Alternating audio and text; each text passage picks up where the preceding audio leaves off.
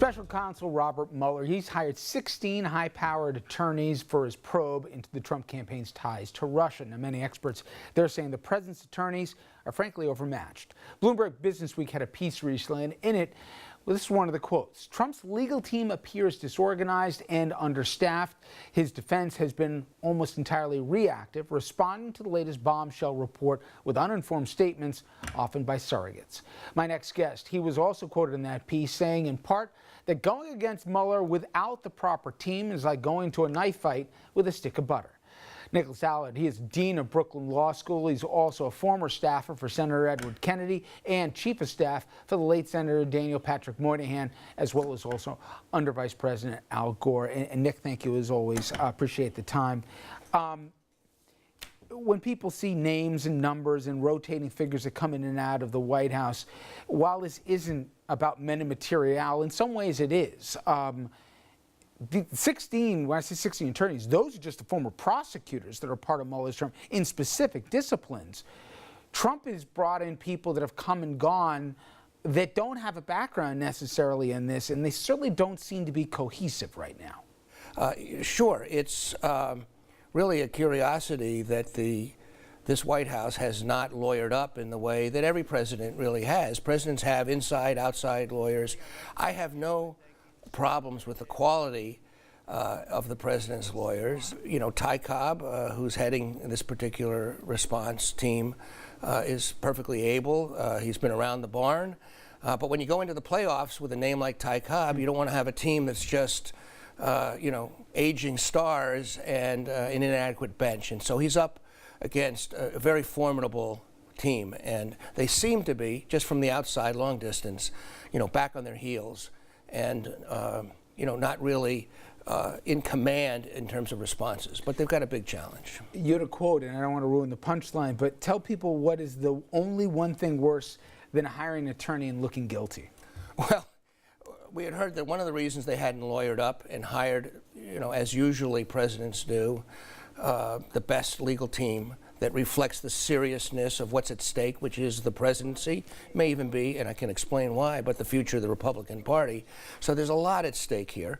But one of the speculations is that the president does not want to appear guilty and that he doesn't want to hire a lawyer. I'm very familiar with that sentiment. That's a very common sentiment. And if you feel very strongly that you're not guilty, the inclination is you don't want to appear guilty. And my response is the only thing worse than appearing guilty is not to hire a lawyer and then to be found guilty. There are conflicting stories about some of the challenges facing the counsel that Trump has brought on, and among them are the president thinks he's his own legal counsel and doesn't like taking advice from others and often isn't on the same page with some of the counsel he's given. Secondly, we're talking financial returns, and there's even conflicting information. Mueller might have already gotten his hands on some of these. Trump doesn't want to share that with people potentially outside of his inner circle, which is limiting and makes it also difficult if you're his counsel to do this. How much of a problem is the transparency part of this for Trump, as well as the ego, frankly, to think, and he's hardly the first guy in Washington to think they know better here, but at this point, there's one thing with political strategy, and there's another thing with legal strategy. You've asked a series of really complex questions. Let's try to unpack them. First, let's try to look a little bit at the client to start with. Great lawyers are used to having very difficult, challenging, strong, accomplished clients. They know best. I would say it's not too much of an embellishment to speculate that the president is one of the most challenging clients any lawyer can possibly have. We all know what the reasons are. It starts with his own confidence, his hubris, his ego, and he knows best. And in fact, it seems as if, looking at a distance, he's acting as his own lawyer. This is not uncommon, but really the president is not an attorney, and he would do well to get the best legal team he possibly can. He's started, you know, assembling a very fine team, but he needs to listen to their advice. It's really important for the country, for the president, in my view, to have a stronger legal team. And I've heard, it's interesting you say this, I've had other people tell me also with similar backgrounds what they're most worried about is a reactive president who doesn't like some of the turns happening and then acting in an impetuous manner, except when we're dealing with things and items of national security. You know, a question I've also gotten is, forget the politics, whether they love or hate the guy. What major law firm wouldn't want to have the president as a client with something like this? But apparently, as many as 3 major law firms in Washington have turned him down. Now, whether that's confirmed or not is open to speculation. But among their issues is he won't take their advice if they give it, and also they don't necessarily want to be associated with this president. Are you hearing the same things? Well, this may be very hard for people to believe, or maybe for you to believe, but lawyers really have a heart and they have passion. So at first, there are some people who are extremely able, and they may not want to represent this particular client. And it is not uncommon, it's not limited to this president. It's often the case that attorneys choose not to represent particular clients. So that's the first thing. Second is, in the world of big law right now, conflicts of interest are extremely prohibitive and make it difficult sometimes for people to take on work that they would want to do work on. And if you're the President of the United States and you have business interests and your family does, it's very likely that the biggest firms are going to have to address very serious conflict issues.